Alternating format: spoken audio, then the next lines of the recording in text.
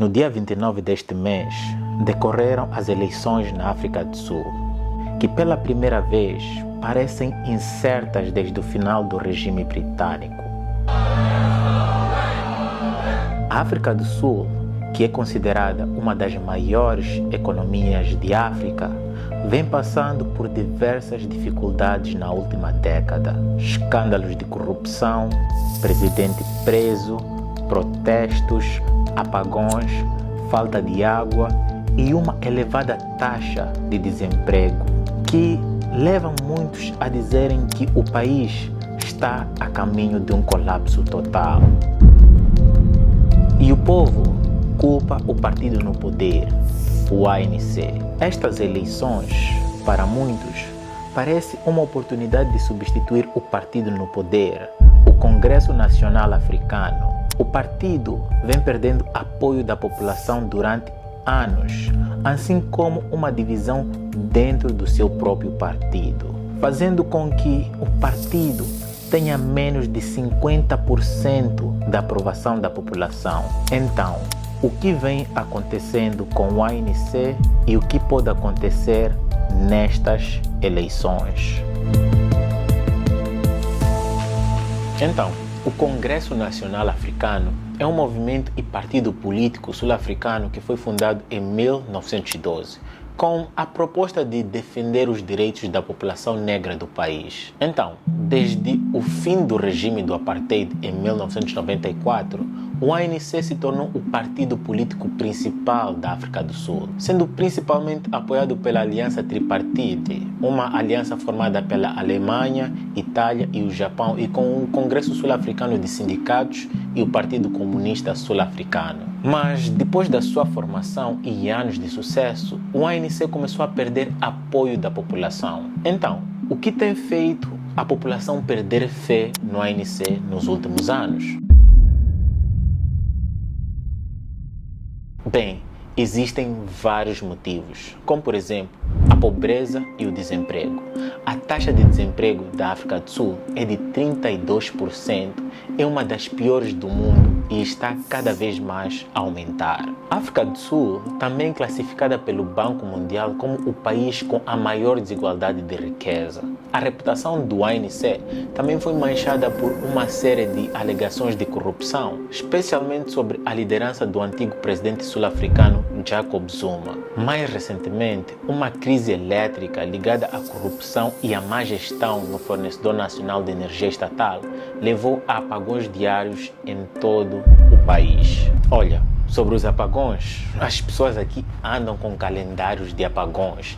E tem dias que eu preciso sair de casa para aproveitar energia de um coworking place. Tipo, todo mundo fala de load shedding. Load shedding. Load shedding. No load shedding. No load shedding. Load shedding. Load shedding. E antes de você me perguntar, apesar desse canal não ser um canal de business, provavelmente se você abrir aqui um negócio de baterias, você fará algum dinheiro.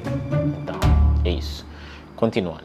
Isso não é tudo. O partido está no poder há 30 anos e teve 5 presidentes. Mas o que aconteceu nestes 30 anos? So in these 30 years of democracy, we start off going this way, and from 2008 we could start going the opposite direction. Este é o ex-presidente da África do Sul, Thabo Mbeki, onde ele fez a seguinte questão. During age 1, the national government here is the ANC. During age 2, national government is the same party. So question arises, what happened that the same party is able to lead the country in this very positive way during age 1 and lead the country in the opposite direction in terms of age 2? If it was a change of party, another party took over, then we can explain it. But it's the same party. What happened? Então, o que aconteceu nas fases que o ex-presidente Thabo Mbeki se refere? Bem, durante os anos 1994 até o princípio de 2008, o país teve grande crescimento econômico, redução do nível de desemprego e aumento de acesso da população negra à energia, água, saúde e educação. Em suma, o país estava crescendo e a população negra também estava a ter proveito desse crescimento. Já na segunda fase, as coisas viraram de cabeça para baixo. em 2008 a economia não cresceu e o nível de desemprego aumentou pela primeira vez desde que o ANC estava no poder. Isso, obviamente, foi devido à influência da crise mundial de 2008, mas não foi só isso. Mesmo depois da crise mundial ter sido minimamente ultrapassada, o mesmo não se pode ser dito sobre a África do Sul. É só olharmos para este gráfico. A economia do país voltou a subir em 2010, mas depois de 2011 voltou a cair. Durante os mandatos do ex-presidente Zuma, o ANC sofreu vários escândalos por parte do seu presidente. Ele foi acusado de fraude, corrupção e nepotismo. Não só Zuma foi acusado desses crimes, alguns membros do seu partido também. Entretanto, muitos dos casos foram fechados, mas a imagem e a reputação do partido foram fortemente afetadas. E até o final do seu mandato, ainda faltando um ano, o presidente Zuma renunciou ao seu cargo de presidente devido às várias acusações de corrupção. Então, após a renúncia de Jacob Zuma em fevereiro de 2018, Cyril Ramaphosa foi eleito sem oposição como o novo presidente da África do Sul pela Assembleia. E em 16 de fevereiro, Ramaphosa concedeu seu primeiro discurso ao Parlamento da África do Sul como presidente do país. I do believe that when one is elected in this type of position, you basically become a servant of the people of South Africa. And I'll seek to execute that task with humility, faithfulness, and with dignity as well. Na ocasião, Ramaphosa enfatizou a necessidade de crescimento econômico, fortalecimento do turismo e de empregabilidade para as camadas mais jovens da população. Além de defender uma redução no número de ministérios de Estado, o presidente também focou na importância do prosseguimento do legado de Nelson Mandela. O discurso de Ramaphosa ao Parlamento Sul-Africano foi visto de maneira positiva pela população, incluindo lideranças de partidos opositores que classificaram o tom do presidente como alerta de mudança e manutenção da paz a nível nacional. No mesmo dia da posse e do discurso, o mercado sul-africano disparou com a maior subida de ações desde 2015, mostrando a crença que muitos tinham que o homem de negócios traria mudanças econômicas positivas para o país. Em 26 de fevereiro, Ramaphosa reformulou o gabinete de governo sul-africano pela primeira vez, exonerando ministros envolvidos em questões controversas durante a presidência de Jacob Zuma e outros.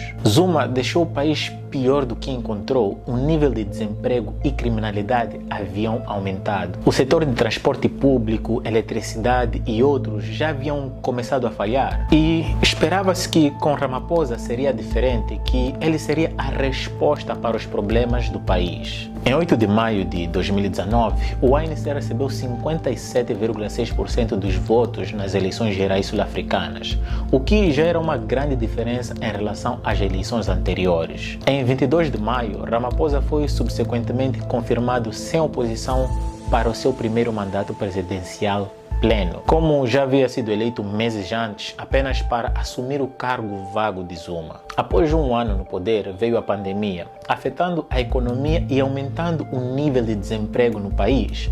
E mais tarde, em 2021, as coisas começaram a voltar ao normal. E em 29 de junho do mesmo ano, Zuma se tornou o primeiro presidente sul-africano a ser condenado à prisão. O Tribunal Constitucional da África do Sul lhe deu uma sentença de 15 meses por desacato à corte após Zuma desafiar uma ordem judicial anterior para retornar e testemunhar perante a Comissão Zondo. Porém, ele ficou preso apenas 3 meses e a sua sentença foi depois suspensa. Entre 2022 e 2023, a economia da África do Sul cresceu muito pouco, mas as dificuldades aumentaram ainda mais, com a falta de energia, falta de água potável, problemas de infraestrutura, a criminalidade também aumentou e o nível de desemprego está a pouco mais de 30% e na juventude chega aos 40%.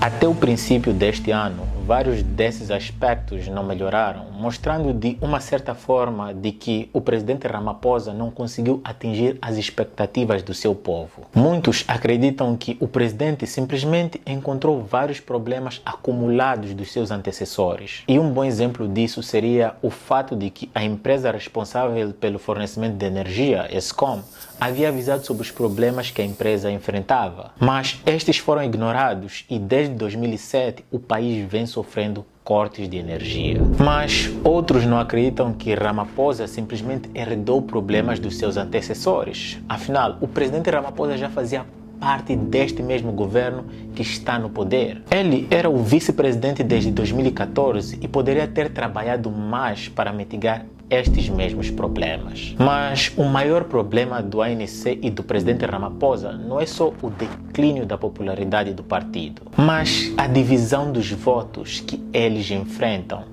O que eu quero dizer com isso? Em dezembro do ano passado, o antigo presidente Jacob Zuma anunciou que estava a cortar ligações com o ANC e estava a criar seu próprio partido. E o partido foi anunciado como Umkhonto we Sizwe, ou Lança da Nação, mais conhecido por MK, e levando consigo 13% dos votos. Vejamos, existem mais ou menos 27,79 milhões de eleitores elegíveis para votar nas eleições de 2024 e estas são as estatísticas. O principal opositor do ANC é o partido Aliança Democrática, mais conhecido por DA.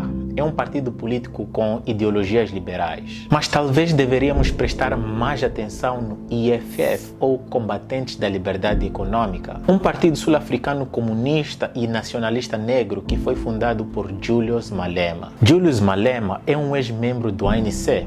Ele foi expulso como presidente da Liga da Juventude do ANC em 2012 por ter feito uma série de comentários controversos, onde ele alegava que o Partido Democrático do Botswana, que está no poder, era imperialista, uma ameaça à segurança de África e uma marionete dos Estados Unidos. Além disso, foi visto como um golpe contra Zuma e seu gabinete quando ele disse que houve um vácuo na liderança ideológica e política da África desde a saída de Thabo Mbeki do governo sul-africano. Ele acreditava que isto explicava as falhas das respostas sul-africanas às crises da Líbia e da Costa do Marfim. Agora, o EFF é o terceiro maior partido político do país, o que é surpreendente tendo em conta que o partido foi criado apenas em 2013. Então, sendo relativamente novo, a sua popularidade é por grande parte por causa do seu presidente Malema, que é visto como uma espécie de rockstar.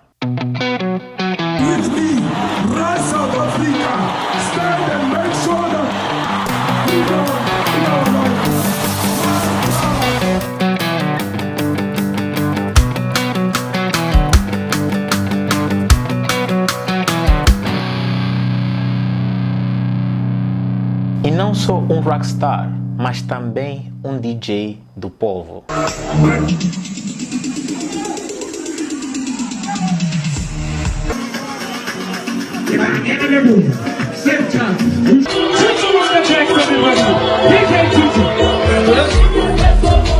Isto e mais algumas das suas ideologias fazem com que muitos jovens se sintam conectados a ele. E o IFF vem crescendo rapidamente e dentro de alguns anos pode se tornar o segundo maior partido na África do Sul.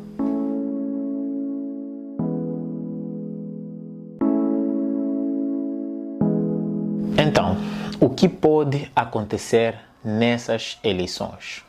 O mais provável é que o ANC continue no poder, mas não se pode negar que o partido está em decadência. E o fato de novos partidos ganharem tantos, mas tantos membros rapidamente e apoio também, mostra que o povo quer mudanças a qualquer custo.